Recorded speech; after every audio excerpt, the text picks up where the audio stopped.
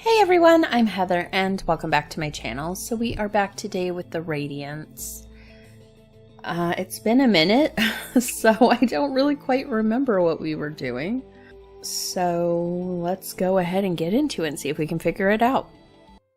Looks like we were at our Wednesday club meeting. So let's see what the ghost has to do for us today.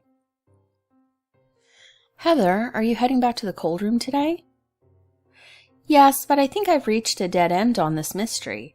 I just can't seem to figure out how Alistair and Rhys are linked, and I'm no closer to sending our ghost on. There are no dead ends, Heather.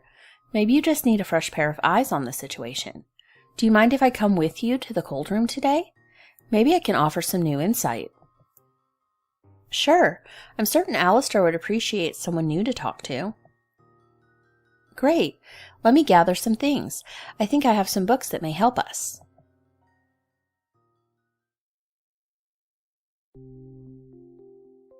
Alistair is already materialized when I arrive with Tanya, but he looks surprised to see that I am not alone.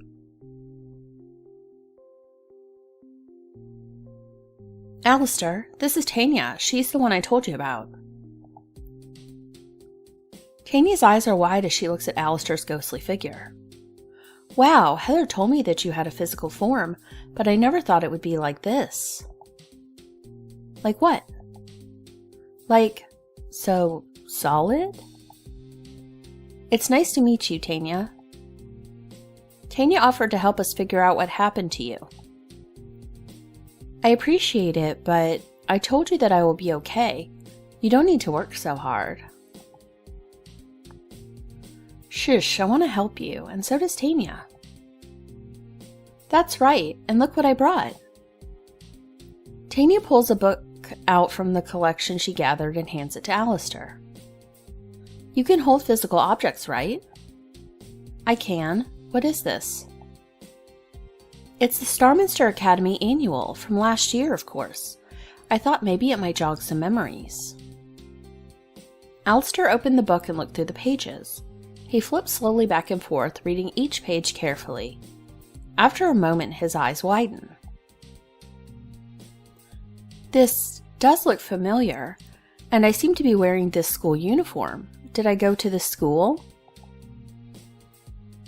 That was my original theory. That's why I brought Rhys here to see you, but I don't see how you and Rhys can be the same person. Alistair finds the page with Rhys's photo. He stares at it long and hard, his face unreadable. Maybe we're looking at this all wrong. Until now, we've been assuming that Alistair has appeared from the past to solve his murder, right? But what if it's the other way around? What do you mean? What if Alistair is a projection from the future, and he's here not to solve his own murder, but to prevent it? What? Think about it. Alistair is an unknown entity who appears one day and claims to have been murdered here. But he doesn't fit the profile of any known deaths in this room. Because it hasn't happened yet. That's crazy. Crazy? Yes. Possible? Also yes. So that would mean Alistair and Rhys really are the same person? And that somehow Rhys dies in this room? I don't want to believe that is true. Alistair is thoughtful and kind. Rhys has been anything but. I glance over at Alistair, who has said nothing during this exchange. He's still looking at the book, his expression blank. So then, are we supposed to prevent Rhys's murder?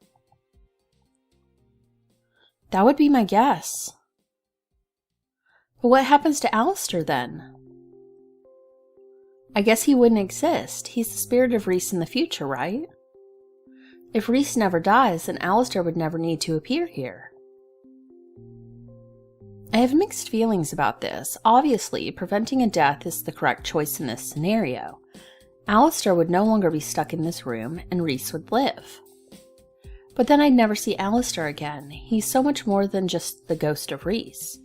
He's my friend. I want to bring him back, but... We could try to stop Reese from ever going into this room. If we make sure he never gets inside, then he can't die here. That could work. I suppose it's my fault he knows about this room in the first place. I invited him here a week ago. Why did you invite Reese here? I wanted to find out if seeing Reese would trigger Alistair's memory, but Reese wasn't able to see Alistair at all. Strange, but that supports my theory, doesn't it? If Reese could see his own ghost, would the murder ever happen? I don't think I like this time travel stuff. Let's focus on the next step, which is making sure that Reese doesn't enter this room. We'll worry about the rest later.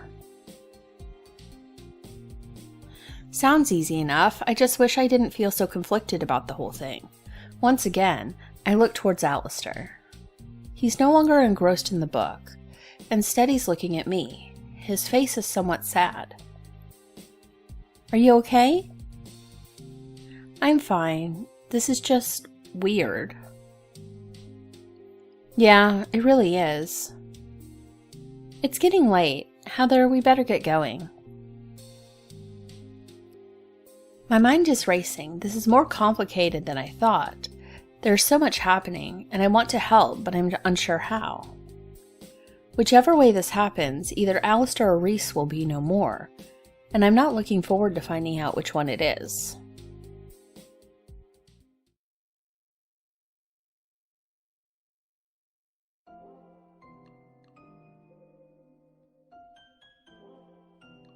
Time for today's elective class. Alright. We spend more time learning about the different types of pens and brushes and how to choose the right tool for different types of magical calligraphy. Okay, composure and quickness.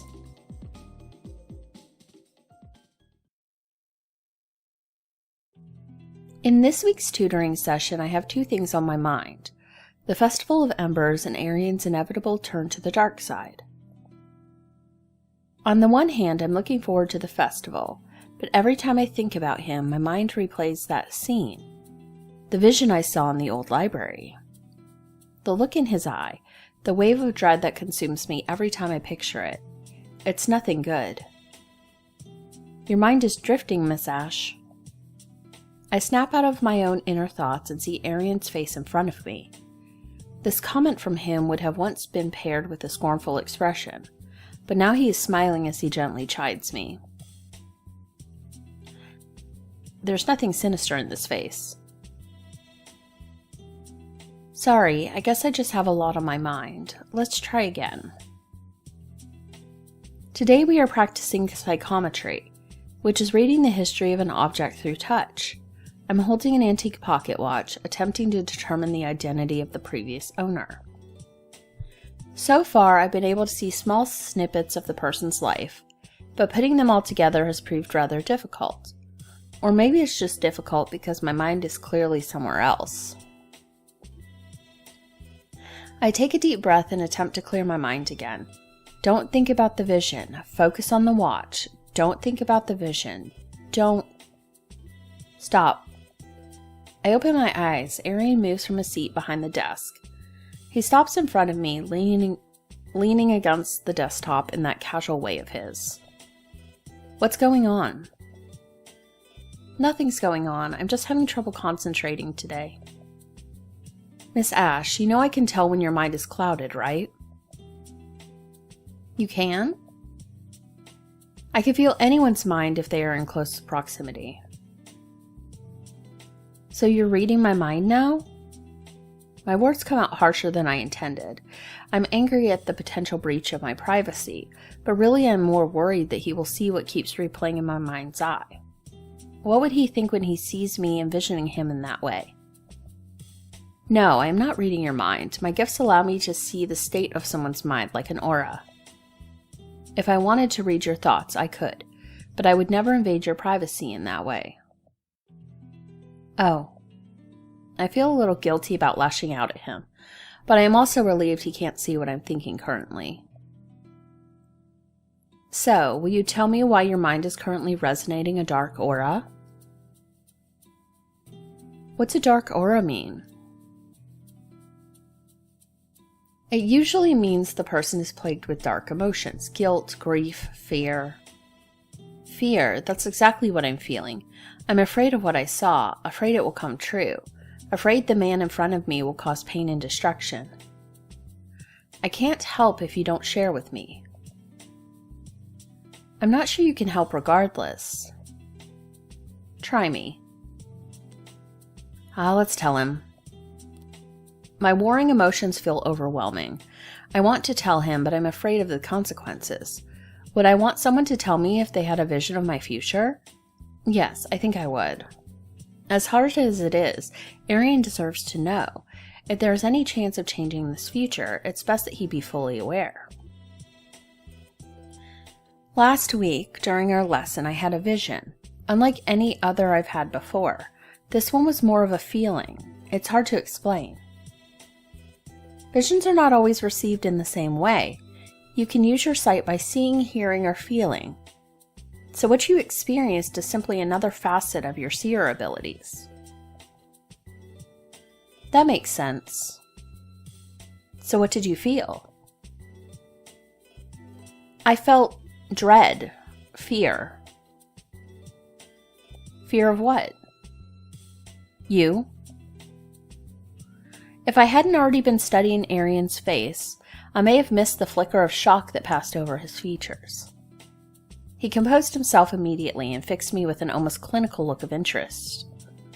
Why would you be afraid of me? That's just it. I'm not sure. I saw your face and the emotions were overwhelming. I paused, not sure how to pose my next question. Do you think I'm seeing you turn to the sullen?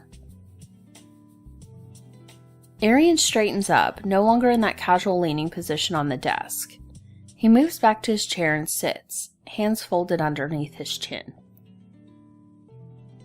Was there anything else in your vision? Well, I saw your face. You were holding some sort of strange flower, but that's it. Like I said, this was mostly a feeling. I suppose it could mean anything. No, it seems pretty clear. Does it? I've told you before that this destiny is all too common with oculi. I suppose I wanted to be an exception, but you can't change the inevitable. Wait a minute, who said it was inevitable? I thought you agreed that destiny shouldn't control you.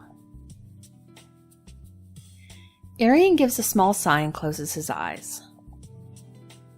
Surely whatever this is can be changed, right? Arian continues to sit, eyes closed, for a long moment. When he looks up at me again, he seems tired. I'm sorry, Miss Ash, but can we cut our lesson short? I need to think. Wait, we can talk about this. Please. My protests die on my lips. I've never heard Arian sound so utterly defeated. Was it a mistake to tell him? I walk back to my dorm in silence, thoughts whirling. Surely a destiny is not set in stone. I refuse to believe one cannot change their future, and I'm determined to prove it.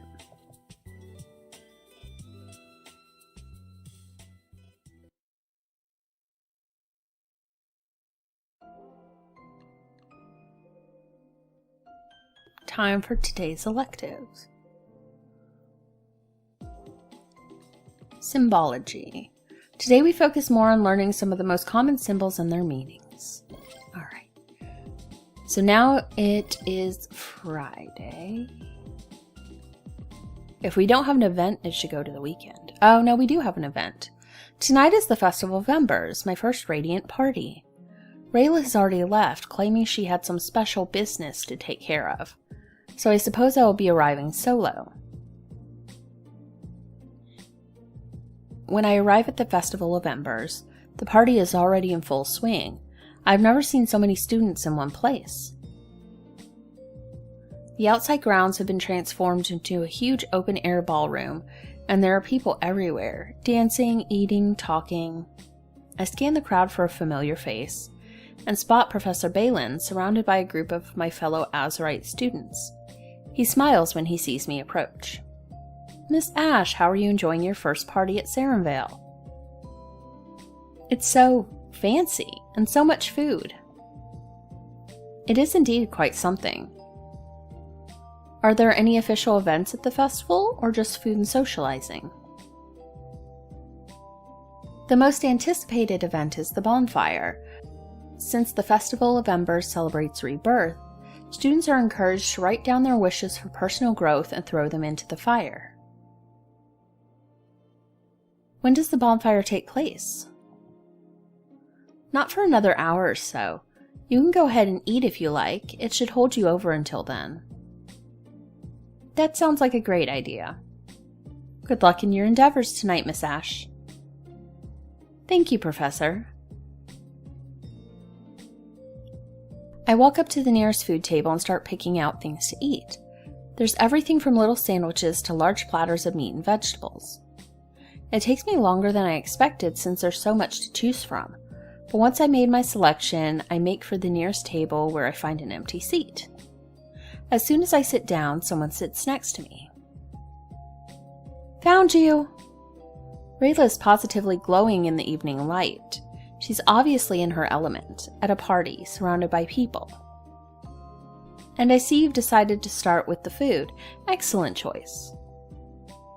Rayla grabs one of the tiny sandwiches from my plate and stuffs it into her mouth. These are my favorite. They're so small and cute. We chow down on our appetizers and I have to agree with Rayla. They are quite delicious. Professor Balin told me about the bonfire. He said we're supposed to make wishes? Oh yeah. It's not required, but it's always a good idea to put your hopes out into the universe. You never know what will happen. So are you going to make a wish? Probably nothing big, just some minor wishful thinking. Like what? I'm really hoping for new shoes this year. Really? That's what you're going to wish for? Maybe, but I figure if it comes true, my feet will thank me. Well, good luck with that. Who knows, maybe you'll end up with more than just new shoes. We somehow manage to polish off multiple plates of food before we decide we are stuffed. We stand up and head to the dance floor, which is completely packed.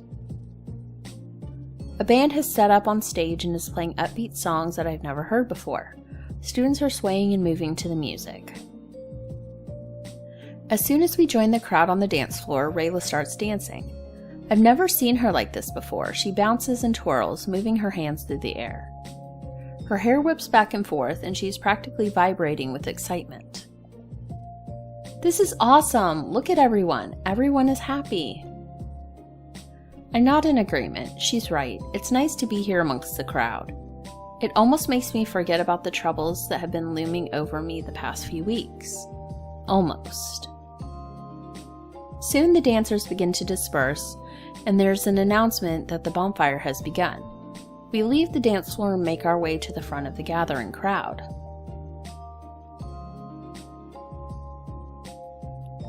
I look around at the crowd. There must be 100 people here, all eager to toss their hopes into the flames. Let's get our wishes ready. I grab a piece of paper from the table set up nearby, but it's not until now that I consider what I'm going to write.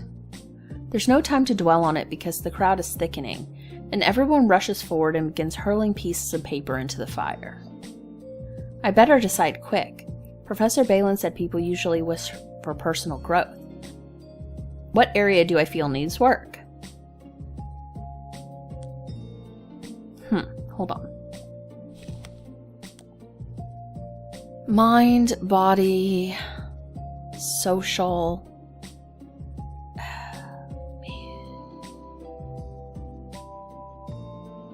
Would it do any good to even try something like mind or social? I mean, I have a little bit of each. This is the most well-rounded. But maybe mind, because maybe composure. Let's do mind. Let's do mind. Okay, we wanted composure to increase. Academics, which we don't care about. And logic, which we also have. Okay. I toss my paper into the blaze. It sizzles and pops as it ignites, and I feel a rush of satisfaction as I watch it burn away.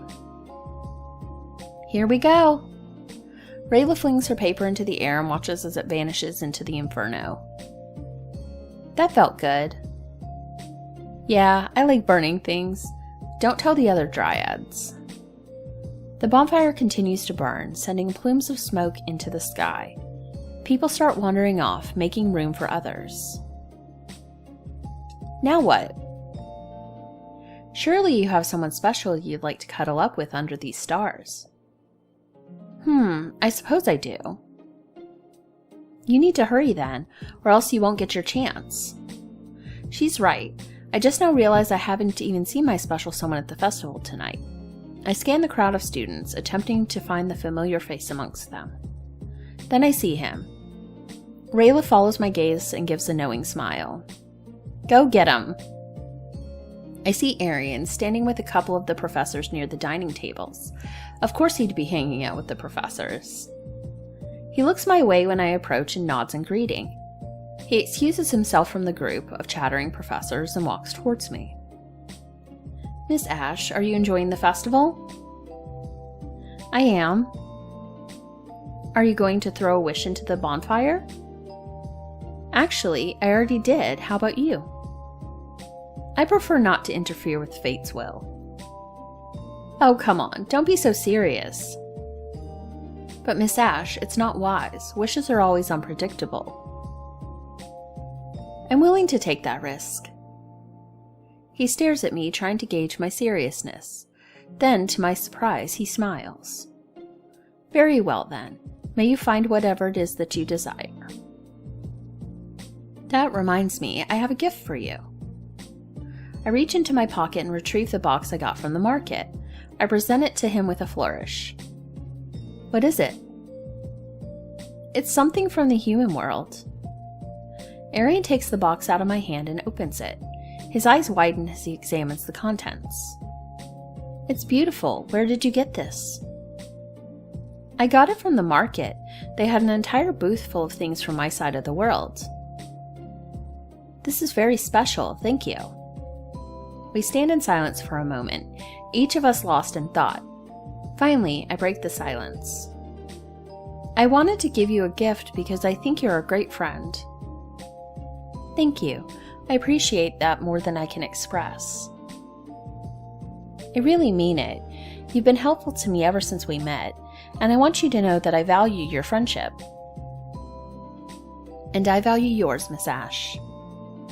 My cheeks flush. I hadn't expected him to say anything like that. I'm not sure if it was what he meant to say or if it just came out naturally, but either way, I like how it sounds.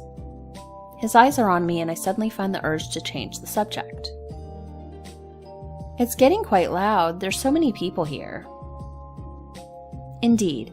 Would you like to go somewhere quieter? I know of an excellent stargazing spot. Sounds perfect. Arian leads me through the crowds towards the edge of the balcony. I've never been here before, but I can tell it's a popular place. A few other couples are sitting around the same hillside. The stars shine brilliantly against the darkening sky. We sit down on the ground, leaning back on our elbows and looking upwards. I love coming out here. There's nothing like watching the stars on a night like this. Yes, they're beautiful. I look over at him. He's staring up at the heavens, lost in contemplation. His features seem softer in the moonlight. I wonder what he must be thinking about. Something is on your mind. Are you reading my thoughts now? No, I can just tell. You have that look about you. Arian looks away from me, facing the starry skies. All night, I've been debating whether or not I should bring up this topic. We've had such a lovely evening. I don't want to spoil it. Is this about my vision? He doesn't respond, just keeps staring out at the darkness. If you don't want to talk about it... No, it's okay. We should talk about it. Obviously, since you told me about your vision, I've put a lot of thought into my destiny. As oculi, we are told that our existence serves a purpose. That purpose is to balance the magic in our world, and sometimes that balance takes us in directions we cannot control.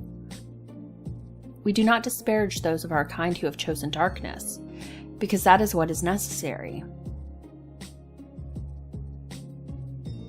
So you truly believe your future is out of your hands? It's the only truth I've ever known. But you can't just give in like that. Arian turns towards me and takes my hand in his. I told you I've been thinking about this. While I realize that the fates may be against me, that no oculi before me has been able to deny their destiny, I've realized that I have something they don't have. What? You. Me? Yes. Not only are you the Oracle, the only being in our world more rare than oculi, but you, Heather, believe you can change the world, and that makes me want to believe as well. Well, I don't know about that. Your absolute conviction is a force more powerful than you realize. I can feel it radiating off of you. It fills me with more hope and determination than I've ever felt before. I stare at him, his hands curled around mine. I squeeze lightly, the intensity of his gaze. I know he truly believes in me. Maybe this is how we can change fate. However, no however. I may want to change fate. I may try my hardest to avoid the future that you've seen, but I need to accept the possibility that it could still happen. I may still turn from the light. His expression shifts somewhat, and there is something else there. His eyes are searching mine as if looking for acceptance. Before I know what I'm doing, I move towards Arian, meeting my lips to his. It takes him a moment to recover, but he returns the soft kiss, placing his hand on my cheek. Tiny shivers move down my spine, and my breath catches in my throat. I pull away, a little shocked at my boldness. I never considered if he wanted to kiss me. Was that wrong? No. Okay, good, because I can get carried away sometimes, and Arian's lips crush into mine, and suddenly our soft, sweet kiss turns into something much more intense. I wrap my arms around his neck in an attempt to get closer to him. The tiny shivers I felt previously have blossomed into full-blown electricity. Arian pulls away slightly, breath ragged. I can feel his penetrating gaze on me even without opening my eyes. Whatever happens, are you ready for it? I open my eyes now and look deep into his. Yes. No matter what? No matter what. Our lips touch again, and this time there is no hesitation.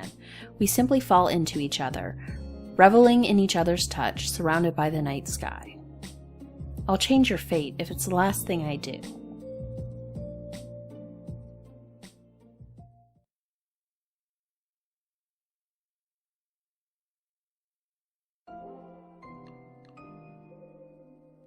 Okay, well, we got some romance. With that, we are going to go ahead and end today's episode. In the next one, we will get through our weekend. I'm not sure how much longer this is. I'm kind of guessing on 12 weeks, but maybe 10. Not entirely sure. It feels like we're coming to a conclusion, but there are still a few things that we need to work out. So that is going to be everything for this time, and I will see you guys next time. Bye!